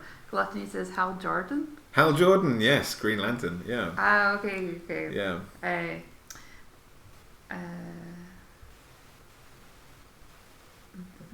Sorry, I'm just. Alright, should I carry on reading and you? Yeah. Yeah. Okay, so the penultimate age before my actual story begins is called the Age of Empires. It says, in the years... Actually, I need a little bit of water before I carry on. I'm getting a little bit parched. Oh, this is quite cool as well. Ragnarok says, what if to make angels perfect, the gods ripped out all the evil from their bodies, and these twisted monsters are what became the lesser and some of the greater demons. Oh, that's really cool. That's grim. I love that idea. I kind of love it. I really like that idea. Literally separating themselves. Oh man, getting that Rick and Morty episode where they separate all their toxicity from their pure self. I like that idea. Obviously, your version's a lot cooler, but that is still fun. Group 603 says, in my world, orcs were made by one of the 4 prime gods that were fashioned from Earth, but during the War of Gods they were corrupted. Oh, nice. That's interesting. I'm loving all the variation in the beginning of just this one creature. Yeah. It's very, very cool. Make sure to let us know in the comments if orcs evolved, were created, or if they were something before and they changed, this kind of thing. It's a nice running theme. I'll carry on for a little bit while you guys respond. But the next age is called the Age of Empires, like the game I was hugely obsessed with when I was a kid. In the years that passed after the demons were defeated, the nations of humankind maintained a strong union with Malchior at its head. Naming their cluster of nations after the island of Avalon, the seat of human power, the Avalonian Empire was born. Its mission was to spread the word of the All-Mother and unite all creatures under her banner. While many creatures who witnessed the demonstrative might of Malchior channeling the human god's power were swayed to accept the teachings of this one true god, many found the forcible expansion of the Avalonian Empire's rule oppressive and totalitarian. And so, Albionoria hastily abandoned its hard-won peace and once again became a world at war. Many of the dwarven nations and elvish cities to the east either joined the empire freely or were brought low by a tide of light and steel. But campaigns that reached too far east were always cut off by the magical mists that surrounded the powerful Zhongsharan dominion, my kind of eastern sort of Japanese-inspired continent, if that makes sense, and the chaotic hordes of the Gorgoshi orcs and their swarm. Conflicts consistently raged between the giant Caledori. I want to put Scotland in my campaign, basically. The giant Caledori to the north and their dwarven allies, with no creature save for Malchior himself ever surviving a battle with the wild creatures that dwell there. And the elves who populated the western continent banded together, forming the Jordalian Federation, to prevent the destructive force that their former allies had become from swallowing their homeland. Although it's considered heresy to mention such a concept within the confines of any human-occupied town or city, the consensus among the other species of Albionoria recognise that it's at this point that Malchior's mind broke into an inescapable insanity. Perhaps it was the stress of rulership, the centuries of bloodshed that he had witnessed, or more than likely, simply the degradation of his mind after a life lived for so long. But Malchior's crusades became strikingly more violent and zealous as time wore on. Elves will tell you that the human mind is not equipped for the immortality that they enjoy, and that a human, whose perspective on time should be limited to 70 years, cannot cope with watching their loved ones age and die, and their children decay over the generations. Perhaps it was cruel of the All-Mother to bestow this gift upon such a creature, but cruelty dealt to one creature only begets greater cruelty, and as such, you will not hear many species offering considerate or understanding words about an empire who has caused so much death and destruction. Something very true to my own heart as an Englishman. Malchior banished all non-human creatures from the Avalonian Empire, ordering his forces to butcher any who disagreed with his bloodthirsty malice. As the survivors fled to neighbouring civilizations, the Empire chased them and cut a tide of crimson through any nation that would accept the refugees and would not also accept the truth of the All-Mother. But the All-Mother is a goddess of light and life, and as well as justice and order, and she could no longer stand the bloodshed unleashed across Albionoria in her name. Powerless to harm Malchior, as her soul was present within his body, she abandoned her creations for 100 years, and the sun would not rise across the continent of Avalon. It is for this reason that many call the Age of Empires also the Age of Darkness. Abandoned by his god and driven mad with age, Malchior shut himself off from society, refusing to leave his palace in Sanctivium, the capital city of Avalon. One day, when the sun shone once again on Avalon, it was discovered that Malchior had abandoned his nation, and none would hear his name again for another 100 years. Some believed that Malchior was so racked with the guilt over his murderous empire that he tried to end his life by drowning himself in the Caledorian Ocean, but this would also be considered heresy in the human domain. Whatever the reason for his decision to swim alone and unarmed to the bottom of the ocean, one thing is clear. He then used his power to raise an island from its depths, that all now know as the Site. Abandoning his own warmongering kind, Malchior decided to start afresh and rebuild life as the All-Mother had originally intended. He spent the next 100 years building thousands upon thousands of mechanical statues from the brass, copper, and wood or leather that had risen from the bottom of the ocean when he had constructed this island known as the Site, and made a bargain with his maker. He offered his life in exchange for the creatures he had built.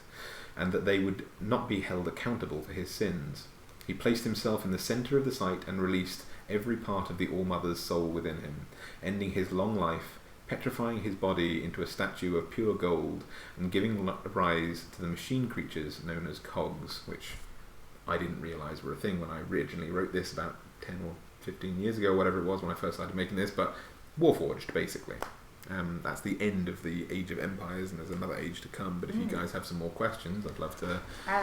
Well, we've got some more origin stories for orcs. Yes, Joshua says, orcs in my world were the children of Pharaohs, the giant of freedom, and the West Wind, to guard the wild places, but they have been subverted by Orcus, the titan god of jailers and punishment. Ooh, that's a really cool idea.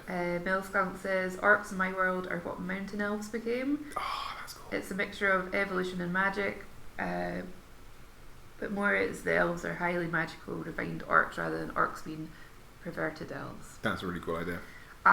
Going back to the heterochromia and what does it mean in the world, Jojo had a cool idea, if I can just find it here.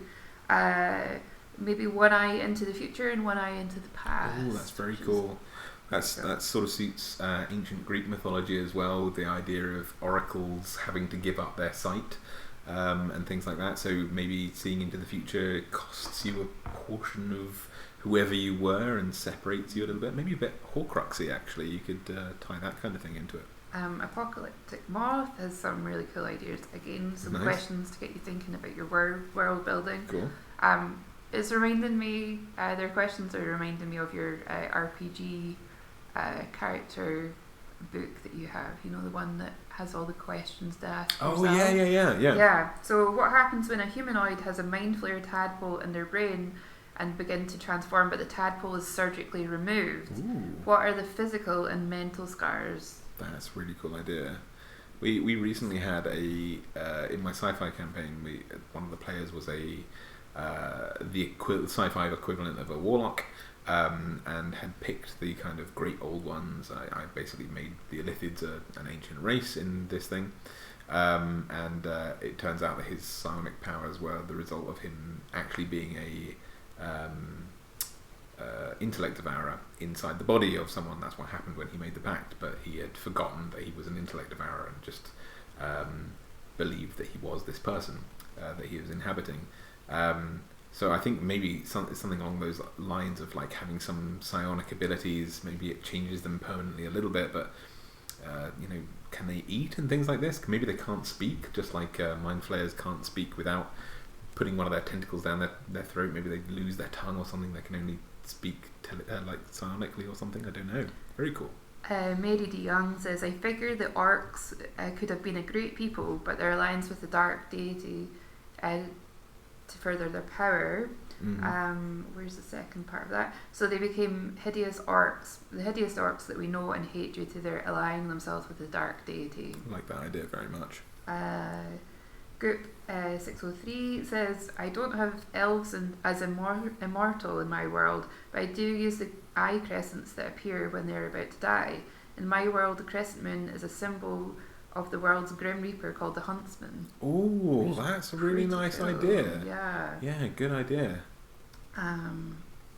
Okay, Zombie Toothache says, elves are humans that took the divine gift that was meant for the orcs. Nice idea. I love that concept.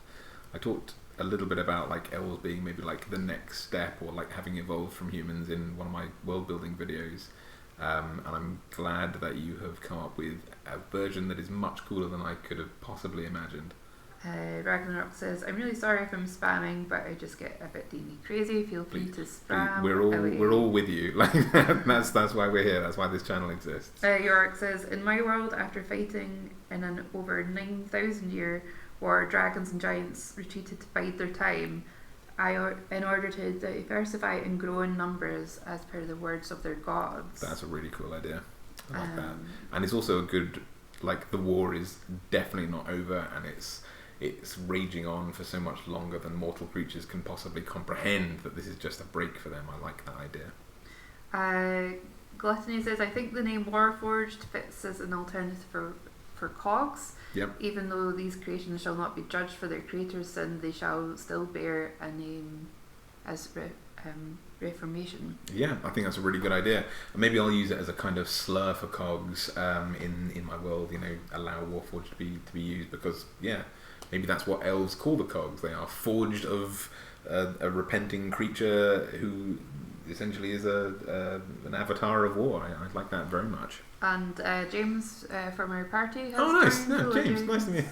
Nice to see you, James. Sorry he's late. No worries. Putting up pictures. Oh, sweet. Nice. That's all good. Apocalypse. Moth said possibly the tissue that began to envelop their skin dried and cracked into an oozing layer of a never healing scab. Ooh. Possibly the mental scars leading to becoming an aberrant mind. This is talking about the illithid thing. Illithid thing, go back to that. Yeah.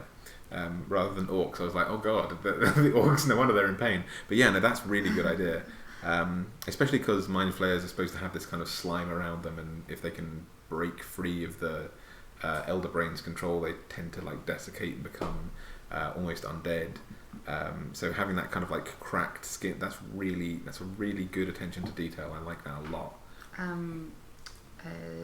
York says also there's a homebrew race called Roxodons, who are rhino people. Maybe you could use them. Yeah, definitely. Roxodons. I think, did you suggest them for Monster Mondays at some point? Someone did, and it was my first time actually googling them and going, those are so cool.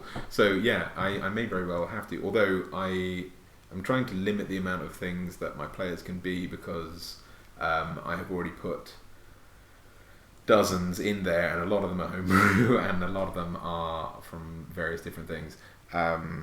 We probably won't get time to go through all of them or anything like that today, but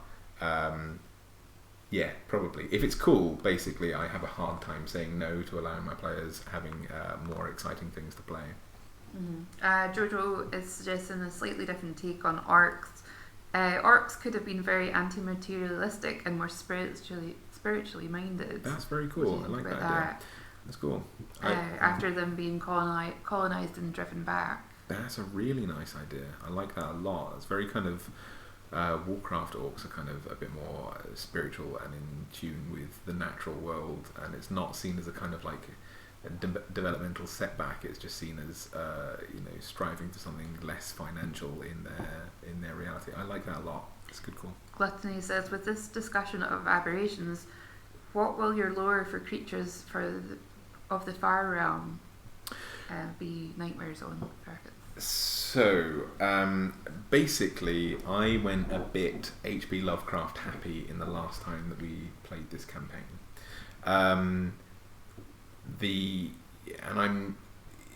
As I return to it, I'm striving to use slightly less Elder God Lovecraftian stuff in this iteration, because the last campaign, that was basically everything that my guys fought and were fighting against.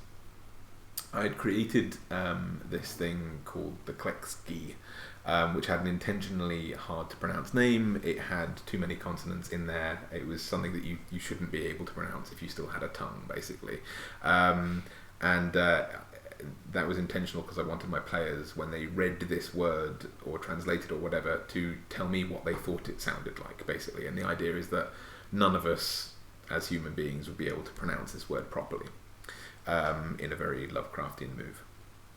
But basically, the way that my campaign is set up, or at least was set up until my players sort of solved this long-standing crisis, was that the universe had happened many times before, owing to there are scientific concepts of the same idea, not to be too kind of neckbeardy and kind of explain unnecessary jargon, but essentially like the idea that everything that was in the universe, we don't, the gods weren't responsible for creating the universe, just for creating worlds. There could be however processes exist, but there's a universe essentially, and then when that universe collapses, all of the magic and energy and potential and life and everything that exists is condensed into one being, and then that becomes a god, and then the universe expands and explodes forth again, and that being has some ability to tailor the next universe, and that keeps happening over and over and over again until there are a collection or a pantheon of gods. In the meantime, there was something that existed before the universe, which is my kind of like Lovecraftian Klexki creatures, this like unnameable horror that is so offended by the concept of the universe, it just wants peace. And the idea is that the reason why it's so psionically sensitive and it has all this kind of like eldritch horror about it is that thought and matter offend it and hurt it. So it can hear every thought in the whole universe, and every single one is like a dagger in its brain. So it wants to end the universe, if that makes sense, so that it can finally rest and sleep and no longer be in pain. So it was kind of a moral dilemma to get rid of this thing that just wants to stop suffering, but at the same time it is going to literally end all like this reflection of the universe. And the way I had it operate is that it had, you know, aberrations that were in D&D. I kind of reflavored as existing creatures that it warps, in that it couldn't stand creating new life because that would only hurt it more. New creation hurts it every time. New things thinking hurt it every time. So it would, in a very body horror type way, take over something's mind, and which it could do to legions of things because it was unbelievably, it had a unfathomable intellect. It was this, gods upon gods worth of creature, and it would repurpose these things in a very sort of Dead Space-esque way to make them more useful to it, but it wouldn't raise the dead. It wouldn't, because that would be creating new stuff or funneling its own energy into it, which was painful to it as well. It would just repurpose existing life, and it was kind of this horrible moment of the dread of, this is a repurposed, reshaped, agonizing, creature, like a human kind of zombie type thing, with scything talons for arms because its arms have been broken into these sharpened weapons, but the original human is still alive in there because it doesn't want to kill, it doesn't want to make a zombie out of this thing.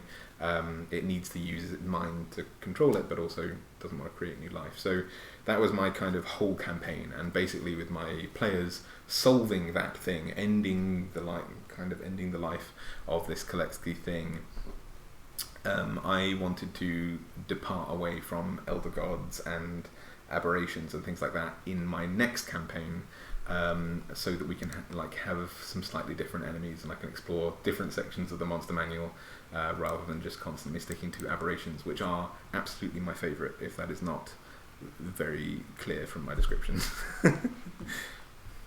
We have some great comments. Nice one. Ragnarok has an idea for the campaign. What if each lycanthrope is found in a certain area, like bears in the cold tundras, tigers in the deep forest, wolves on vast plain, and rats in the cities? Love that idea. That's a really, really cool idea. Definitely we'll use something along those lines. Paige has emailed you over the story about the Beholder Overseer. Thank you very much for that. Yorick, I think, has inspired my next character. Oh, really? Is there an organisation in your world that breeds and sells illegal hybrids of monsters? Now, if that isn't a character concept I want to play, I don't know what is. I mean, no, Yorick, there was not, but now there is. That's a really cool idea. And I am definitely wanting to join Apocalyptic Moth's group. Yeah. In my world, I have a sort of group of lycanthropes that congregate on some sort of travelling circus known as the Wild Ones. They pay savage homage to an all but forgotten god known as the Wildest One. That's such a cool idea. That's an amazing idea. I love that.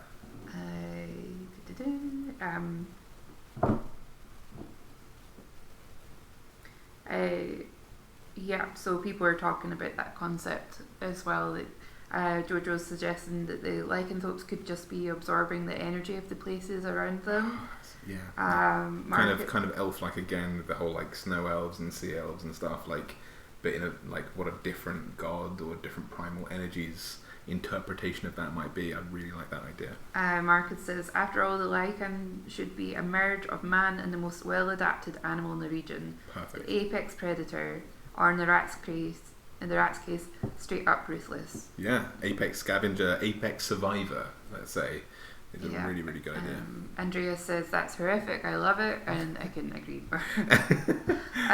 And we've got a new person joining us called Beauty Isn't Perfect. So Beauty Isn't Perfect. there. Yeah, I definitely have seen Beauty Isn't Perfect in my comment section.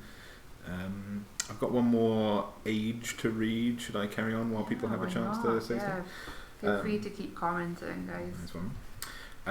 So this is the bit where I have highlighted pay careful attention to my players because it's in this current age that we find ourselves. In the time since Malchior's death, Albionoria changed more quickly than ever before.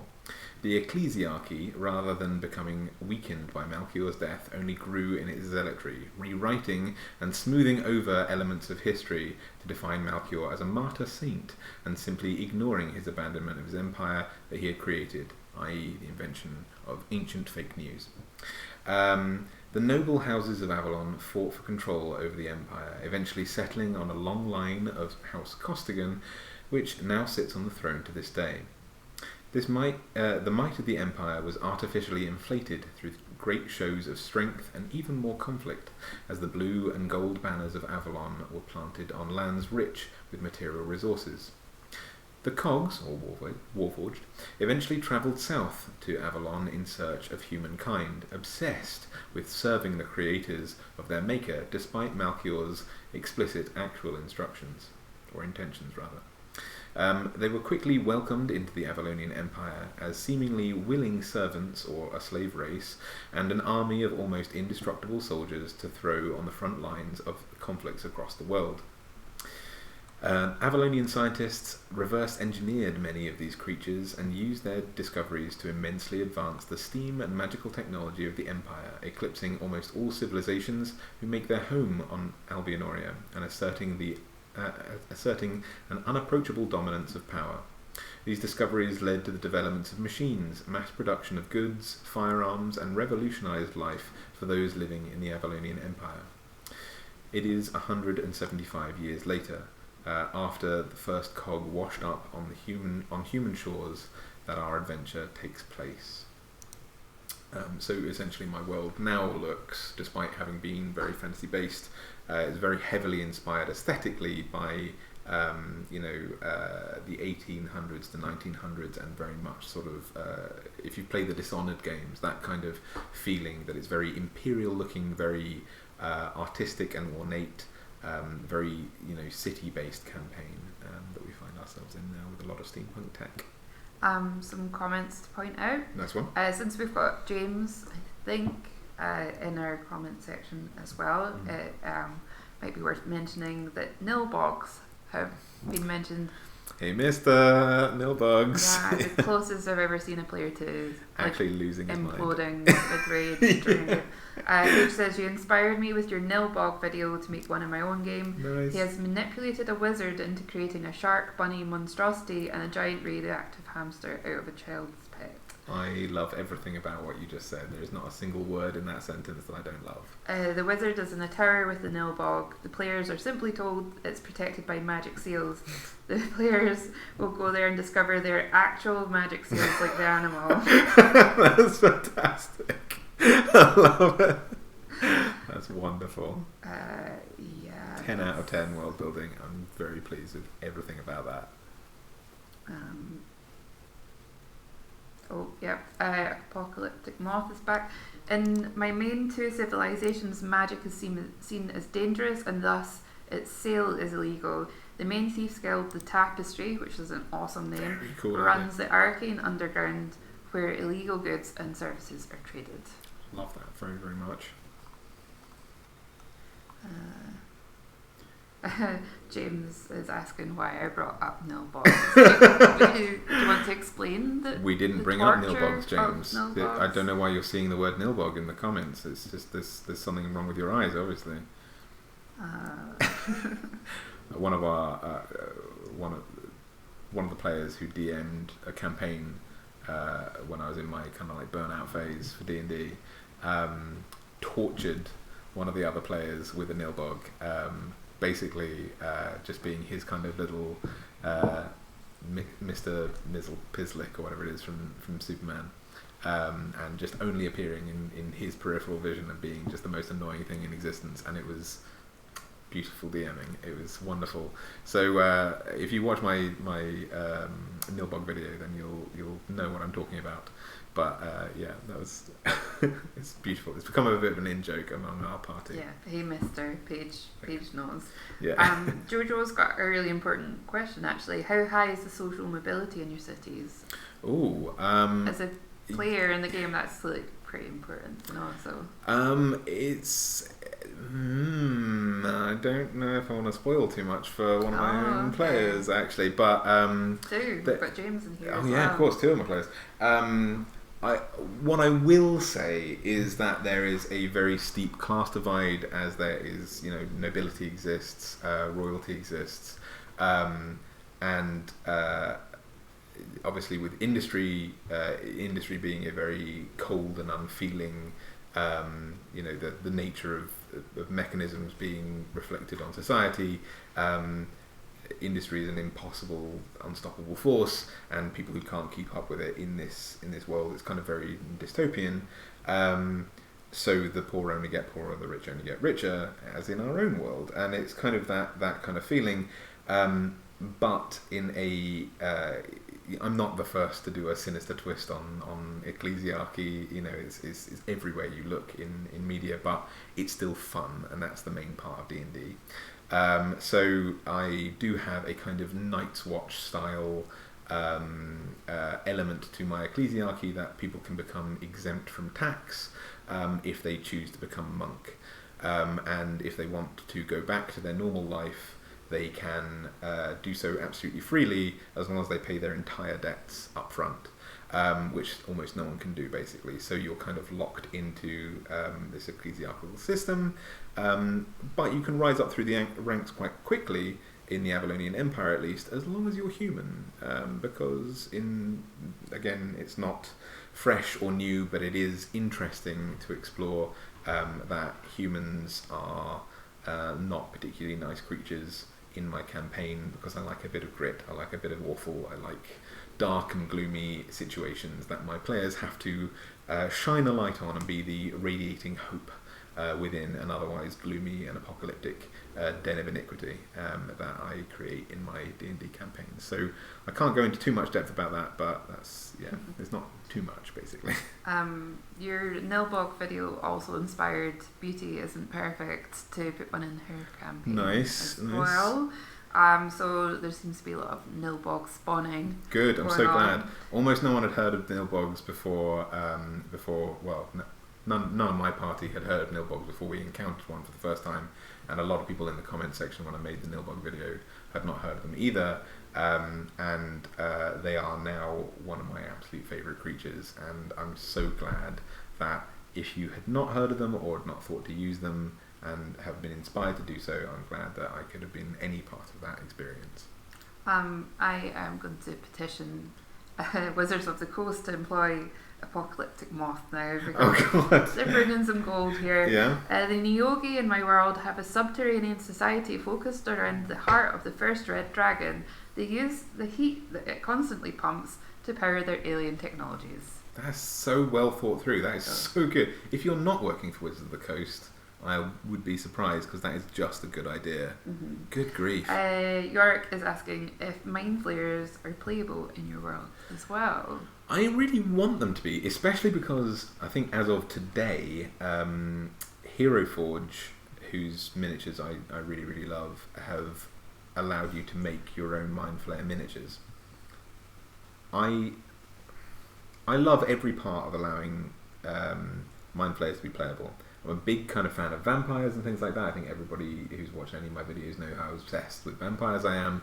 And I want my players to be able to do it, but I need to think of an interesting way to allow them to not be burning to death and desiccating without their kind of slimy layer that is as a benefit of being mind controlled by the Elder Brain. One, and two, rather, I need to think of a way that they could carry on functioning without eating people's brains all the time, which is kind of their MO, But it's not conducive to being a heroic party. If you're a bad guy, if we were doing a bad guy party where evil stuff was totally allowed, Mind Flayer playable characters, hell yeah, absolutely, 10 out of 10. But it is harder to moderate because it's a choice by them as well to survive and things like that, rather than a curse that someone is having to newly deal with. I don't know. Basically, I'm very conflicted on that. I want people to be able to be Mind Flayers. I need to think of a way to make it okay, in game. I'm a big fan of psionic powers as well, so I will probably try and find a way to shoehorn them into the game, basically, as playable. A couple of good questions here to challenge your world building. Cool. What if chromatic dragons are built like lion prides, where only the strongest can be crowned the Dragon King, while metallics follow a council and more democratic way of ruling things? Absolutely love that idea. That's a really cool. That's from perfect Ragnarok. idea. Nice idea. Definitely using that. Says, with the nature of humanity in this world and their conquest-hungry empire, how do other species play into this societal construct of humanity, as in non-human PCs who find their way into this world? So the way that the adventure is going to take place in this kind of human-focused empire. They don't have to be. I have a world map which I will probably share at some point, which is crazy detailed of where all these different empires and federations and so on exist, all these different nations with their own laws and their own concepts. But obviously the human civilization is most fleshed out, and that is where my adventures will take place.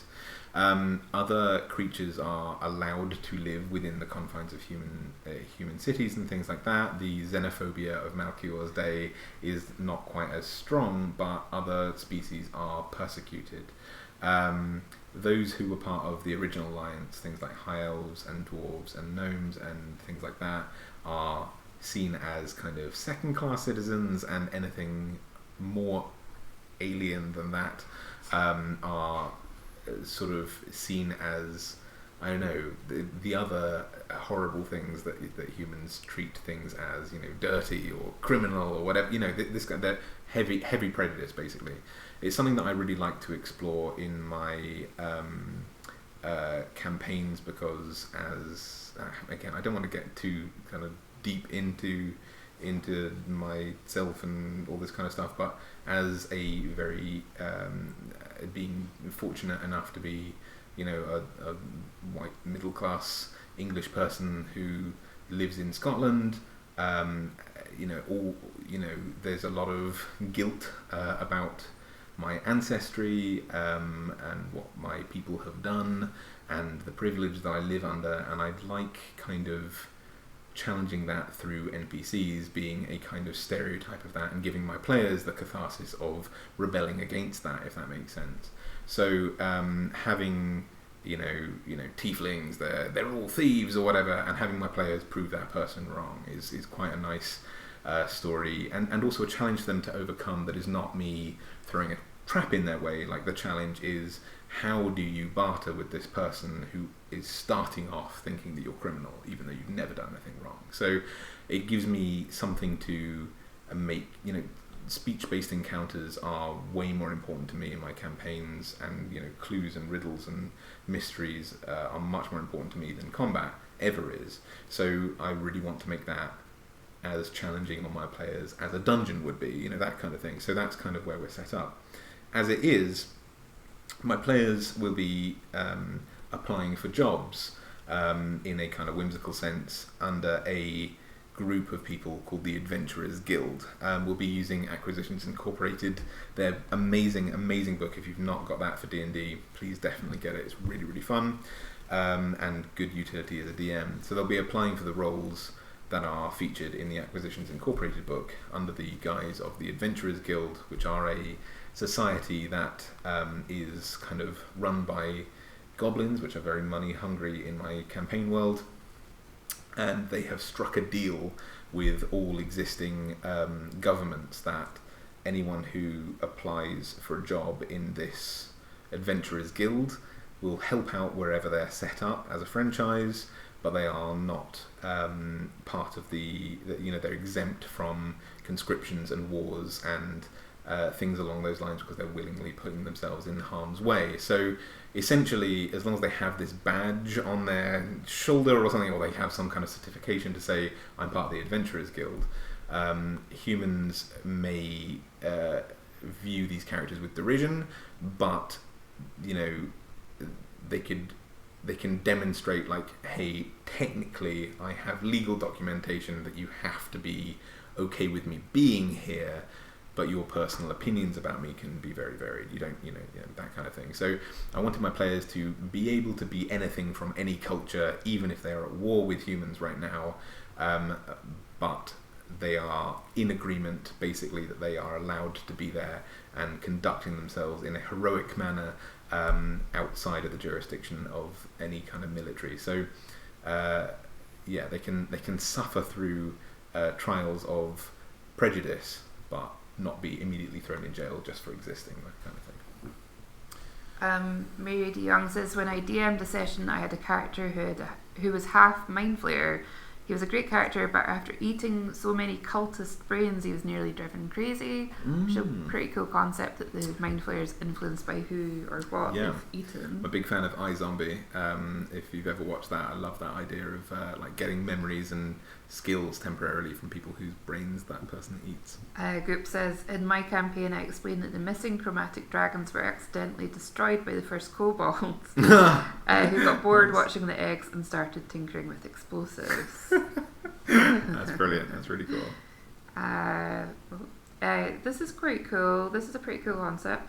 Alexarus says, is there a creature that could be made into a mind flayer so they ate dreams instead, so people who suffer from nightmares come to them to get some respite? That's a really nice That's pretty idea. Awesome, isn't it?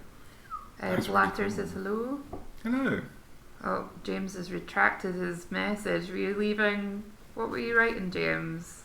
He was writing something actually, not safe for work.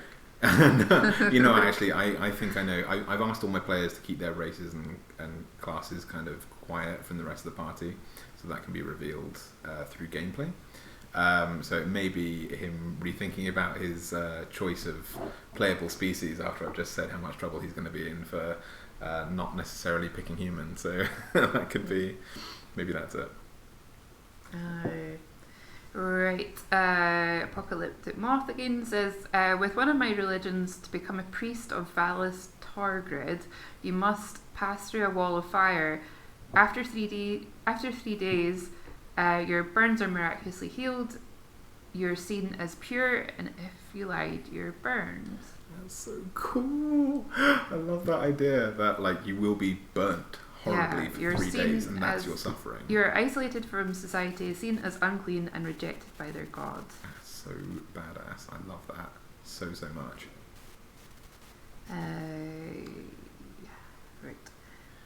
How are you thinking of time? Because we have been going for 116 minutes. Should we maybe call it a night now, and then we could maybe come back either tomorrow or in a couple of days and do some more of this kind of stuff? Yeah, we can definitely pick this up another night. This has been so fun. Yeah, this has been really cool, guys. I really want to nourish and nurture this community, and we can all hang out basically while we're all locked inside and being forced to isolate ourselves. I think it's really important to keep a human connection, even though we're so distant and separated. And I think the D&D community, and in fact, you guys who watch my videos in general are unprecedentedly nice and kind people. And I'm not saying that to butter you up, like genuinely, just I've always been very surprised. Coming to YouTube, I assumed that I would just get a lot of hate. Because that's what I was always told not to look in the comments, but you guys are a constant source of energy and absolute delight. Bella has just started barking, so this is going to be a good time for us to leave. But I think it's a good idea for us to hang out and communicate more as much as possible while we are locked inside. So I think we should maybe leave it there and pick it up in a day or two. Leave in the comments section what you think. Bella, come on. Stop now. Good girl. yeah, make sure to leave in the comment section what you would like to talk about next time, or if I could do some drawing for you guys, or whatever. Maybe do a drawing one next time and go back and forth between maybe Q&A while I draw some stuff or something next time, or maybe drawing lessons. I know some people are into the idea of having drawing tutorials or something. So, but yeah. Jojo says, "Spread love, not hate," or Corvin 19. Good call. Good message to end this on. So yeah. Thank you very much, guys. Okay, lovely to meet you all. Have a wonderful night, and stay safe, wash your hands, and pass those Constitution saving throws. Good night, guys. Bye.